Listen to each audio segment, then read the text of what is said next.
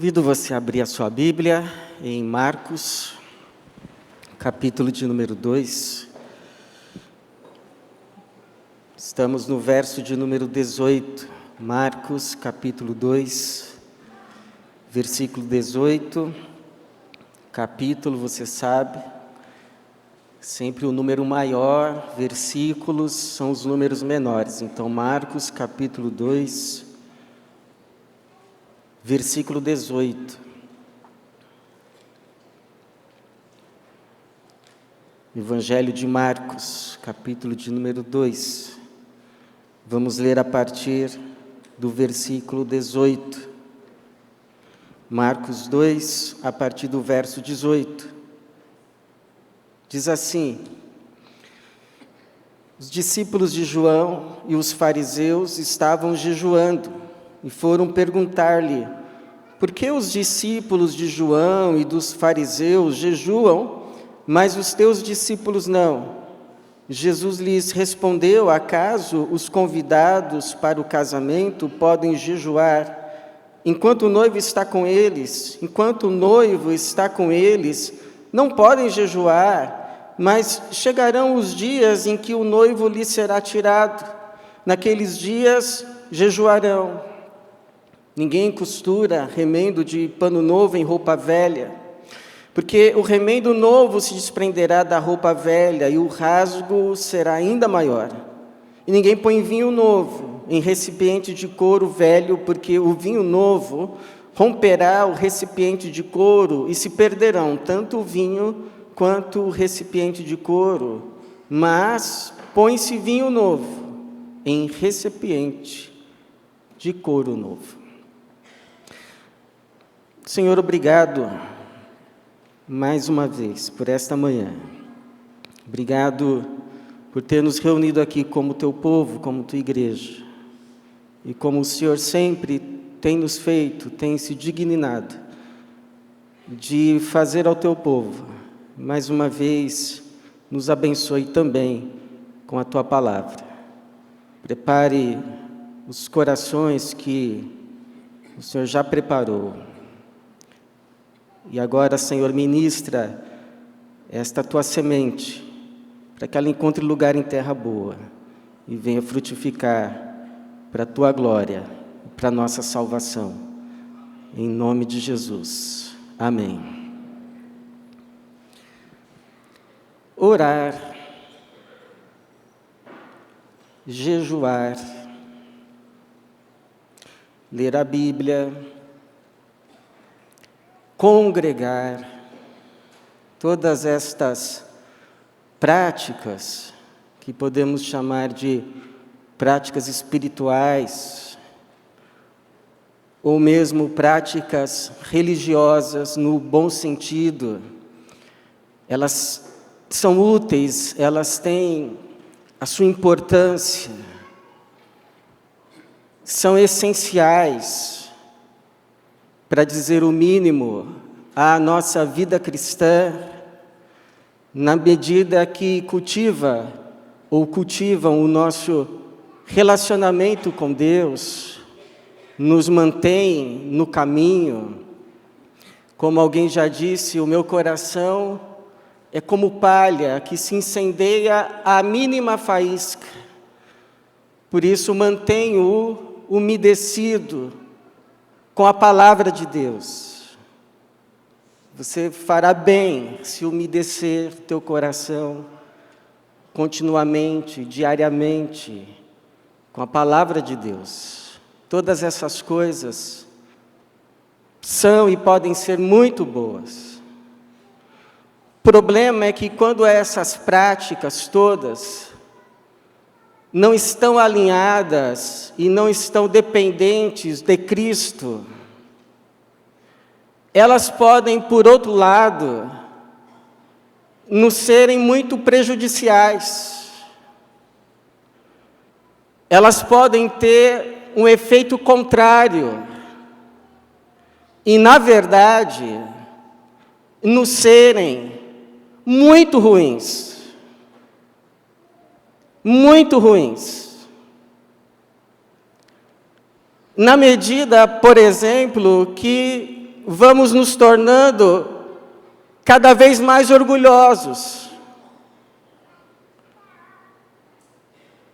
Uma pessoa pergunta a outra: você já leu a Bíblia por completo, de capa a capa? Ah, ainda não. Eu já.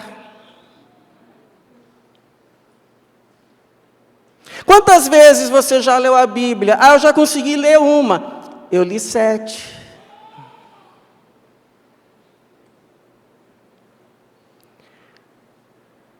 Estas práticas, quando não alinhadas, não dependentes de Cristo, nos podem ser extremamente prejudiciais quando passamos a praticá-las simplesmente de forma mecânica. E ao praticá-las de forma mecânica, isso nos dá a impressão que está tudo bem conosco. Afinal de contas, as estamos praticando e não percebemos que elas vão maquiando a nossa real condição. Porque você pode orar com palavras, até bonitas, de efeito, mas sem o Espírito. Você pode ler a sua Bíblia diariamente apenas para cumprir uma obrigação diária. Pronto, cheque. Você pode vir à igreja, congregar, cultuar, o seu corpo está aqui, mas o seu coração não está aqui. Como as palavras do Senhor por meio do profeta Jeremias, que o Senhor Jesus as repetiu em Mateus 15:8, este povo me honra com os lábios, mas o seu coração não está comigo. O seu coração está em outras coisas. O seu coração está longe de mim. Essas práticas podem ser terrivelmente prejudiciais à nossa alma quando nós começamos a julgar os outros por não as praticarem, ou pelo menos não as praticarem como nós. Como parece ter sido o caso aqui, dos discípulos de João Batista, os discípulos dos fariseus, que estavam lá no seu período de jejum, e perceberam que os discípulos de Jesus não estavam jejuando. E como assim? Nós jejuamos, os discípulos dos fariseus jejuam, todo mundo sabe que tem que jejuar para apressar a vinda do Messias, para apressar a vinda do reino. Por que eles não estão jejuando? E parece que se achegam a Jesus indignados e perguntam, verso 18, os discípulos de João e os fariseus estavam jejuando e foram perguntar-lhe, por que os discípulos de João e os dos fariseus jejuam, mas os teus discípulos não? E a resposta que Jesus dá, nos ensina 2 lições, a fim de que aloquemos melhor essas práticas espirituais, essas práticas religiosas, a fim de que elas, de fato, nos façam bem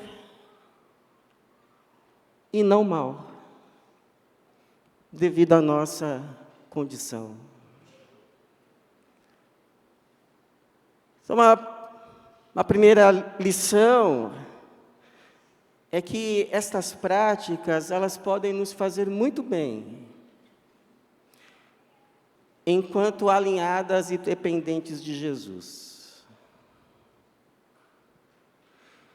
Porque eu te pergunto, quanto que é 0 mais 0 mais 0 mais 0 mais 0 mais 0? E se colocarmos mais 1 milhão de 0, vai ficar quanto a soma? Agora, se a gente coloca o número 1 na frente de todos esses zeros, aí quanto mais 0, melhor, né? Porque cada 0 que a gente coloca alinhado, e depois do 1, esse 0 multiplica o valor por 10. Então, quanto mais 0, assim também essas práticas. Orar, jejuar, congregar, ler a Bíblia sem Cristo à frente, independente dele, 0 mais 0 mais 0 mais 0 mais 0 mais 0 mais 0, 0.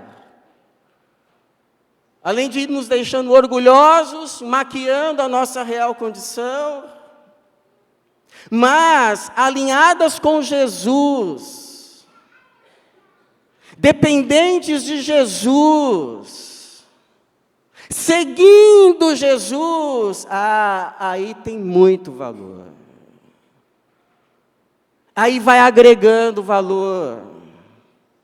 Na medida que vai nos aproximando dele, vai nos aperfeiçoando no segmento dele, mas ele sempre à frente, tudo dependente dele. É mais ou menos isso que o Senhor responde aos seus inquiridores. No versículo 19 ele diz, Jesus lhes respondeu, acaso os convidados para o casamento podem jejuar enquanto o noivo está com eles? Seria a mesma coisa, você no casamento da sua filha, na festa de casamento, vem te entregar um bolo, e você diz assim, não, eu não posso, hoje eu estou de jejum. Quem mandou marcar esse casamento no dia do meu jejum? Meu jejum é sagrado. Não cabe. As fontes dizem que até um rabino interromperia a aula bíblica para participar da festa do casamento. Aí Jesus continua, enquanto o noivo está com eles, não podem jejuar, mas chegarão os dias em que o noivo lhes será tirado, naqueles dias jejuarão. Você sabe que na Bíblia, essa figura do noivo e da noiva, do casamento, simboliza o relacionamento de Deus com o seu povo, o relacionamento de Cristo com a sua igreja, a intimidade do relacionamento, o relacionamento mais íntimo possível de um homem e uma mulher. O que Jesus está dizendo é totalmente incoerente que agora eles jejuem, porque eu estou com eles, nós estamos em plena comunhão. Mas vai chegar o dia em que eu vou ser tirado corporeamente da presença deles. Eu vou morrer na cruz por eles, vou ressuscitar para a sua salvação, vou ser elevado ao céu, e vai ficar um período em que o noivo não estará corporeamente presente com a noiva. Então, nesse período que é o nosso, a noiva jejua para se manter consagrada a ele, ao noivo. E conosco não é diferente, porque imagine você, se Jesus estivesse aqui hoje conosco, de forma corpórea, em carne e osso, entrou aqui por essa porta, nós nos alegraríamos, Jesus! Ia fazer fila para falar com Jesus, para abraçar Jesus, eu aqui, calma gente, calma. E aí a gente não ia nem mais ter assembleia hoje. Porque bastaria pegar a pauta, apresentar para Jesus e falar, Senhor, qual é a tua decisão? E pronto. Quem é que ia fazer contraproposta? Jesus falou, está falado. A gente não teria hoje escola bíblica, porque eu cederia com muito prazer e honra o púlpito para Jesus. E Jesus nos falaria, nos ensinaria coisas concernentes ao reino de Deus. Depois poderíamos abrir para perguntas, se é que alguém teria alguma pergunta. Hoje, jejuar estaria totalmente fora de cogitação. Porque no final da nossa reunião, nós iríamos todos lá para o salão almoçar e cear com Jesus. E nos alegraríamos com Ele. Eu acho que Ele ia gostar muito dessa igreja, porque assim, nessa igreja não falta comida. Mas enquanto esse dia não chega, dessa comunhão plena, dessa comunhão tocável, visível, quando não chega ainda o casamento, as bodas do Cordeiro, então a gente jejua e a gente pratica todas essas práticas espirituais que nos mantêm nos lembrando dEle, nos consagrando a Ele, no nosso relacionamento mais íntimo possível com Ele, mas fazendo tudo isso não independente dEle, mas totalmente alinhados, dependentes dEle. Por exemplo, quando é que você deve orar? Você pode e deve ter o seu horário de oração diária. Mas você pode e deve orar todas as vezes que Jesus te chamar. Sabe quando você sente aquele toque? Alguém já aconselhou parar tudo e orar, porque se você não for, vai acontecer alguma coisa que te impeça depois. Você não vai perder tempo, você vai ganhar. Por isso que Paulo diz, orai sem cessar. Quando é que você deve vir à igreja? Você sabe os dias que temos de culto, você sabe os dias que na sua agenda você pode estar aqui, mas você também é liberto para vir todas as outras vezes que o Espírito te tocar.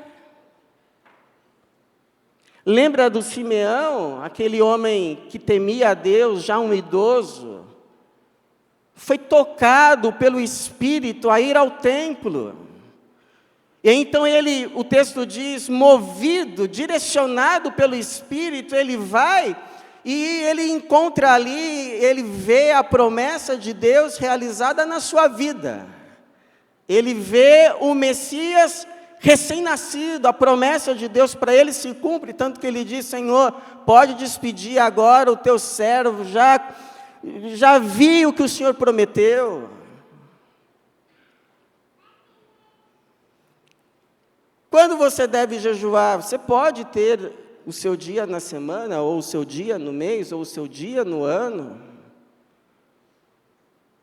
Ou quando estiver passando por uma provação.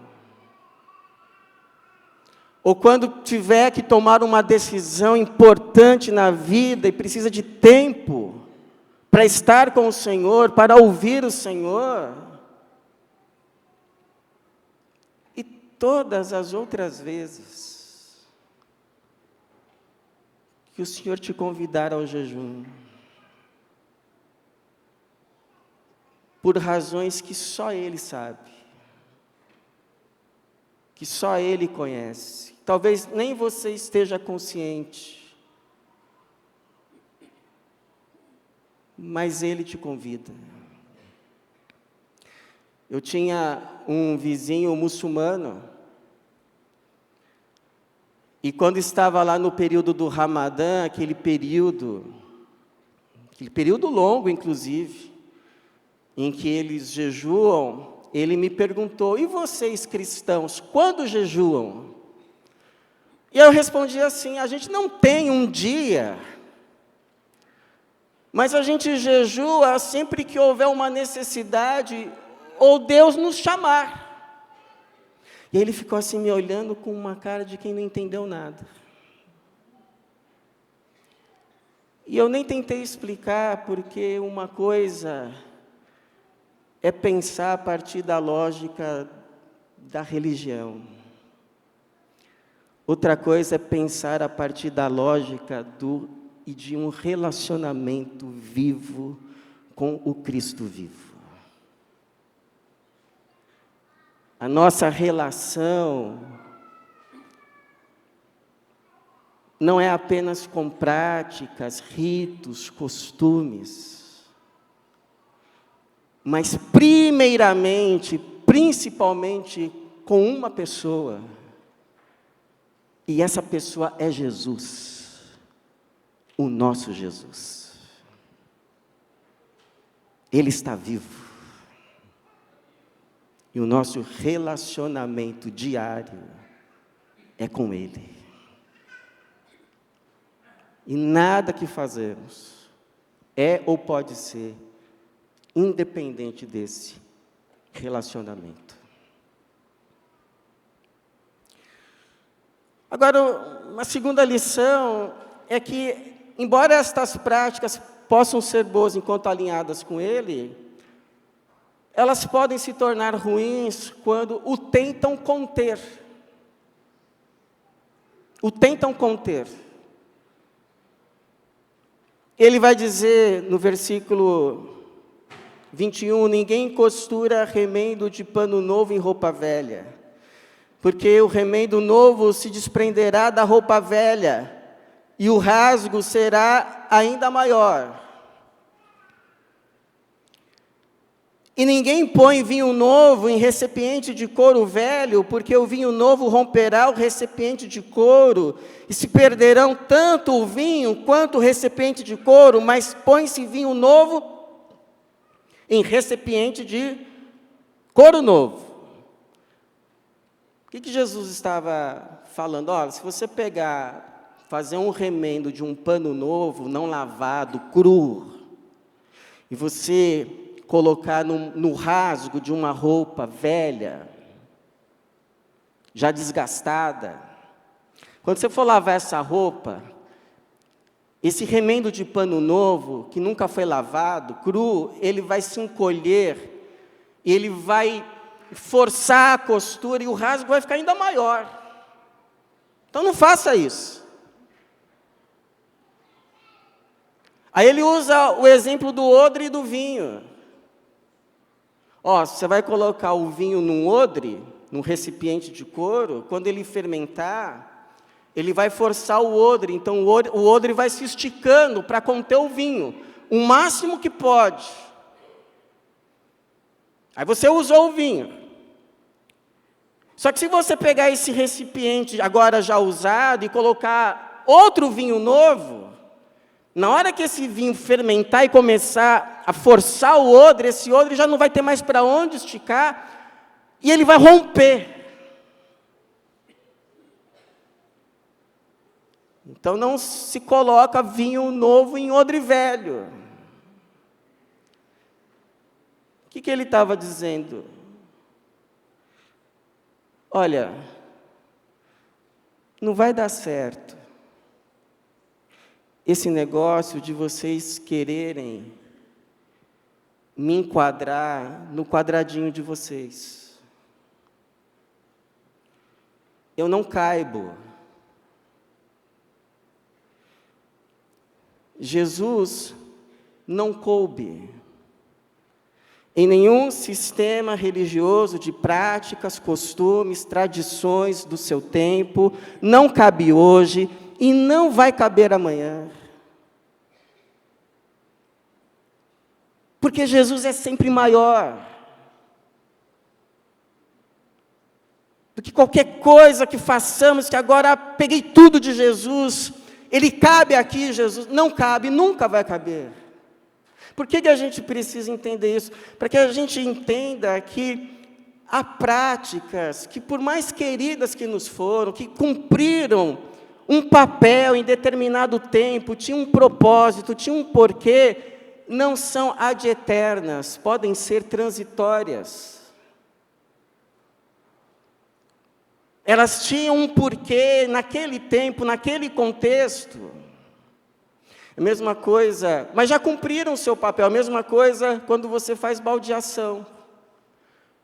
Você pega um trem que vai te levar até determinado ponto, mas depois que ele te levou até esse ponto, o que você faz? Você desce, você sai dele. E pega o outro. Não dá para estar nos dois ao mesmo tempo. A mesma coisa, alguns ritos, práticas do Antigo Testamento, eles nos apontaram, nos levaram até Cristo, mas agora que estamos em Cristo, ficamos com Cristo. Porque é Ele que nos leva a Deus. Ou é como o piso está aqui molhado, aí eu coloco assim uma placa, piso molhado, tem um porquê, tem um propósito, tem uma função. Mas agora o piso secou.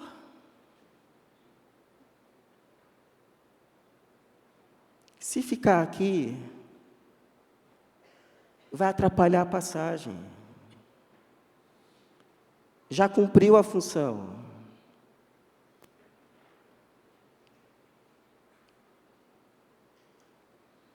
E a gente precisa entender isso, o lugar das práticas, costumes, tradições em relação a Cristo, e saber o lugar certo delas, e que algumas são transitórias, a fim de que a gente não queira, não ouse reduzir nem a pessoa, nem a palavra de Cristo, para que ela caiba no nosso odre.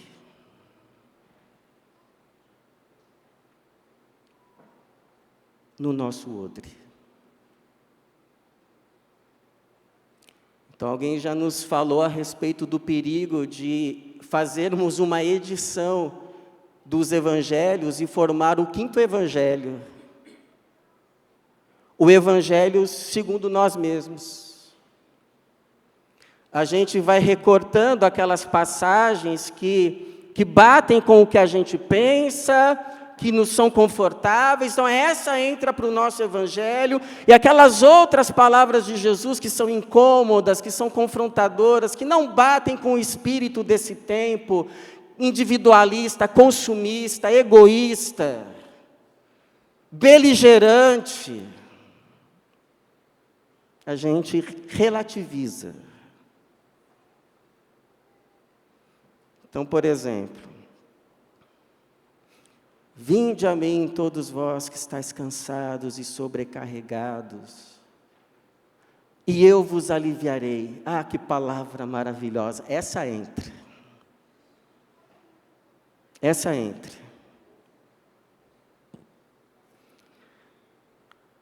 Amai os vossos inimigos, fazei o bem aos que vos odeiam, abençoai os que vos amaldiçoam, orai pelos que vos maltratam, emprestem e não peçam de volta.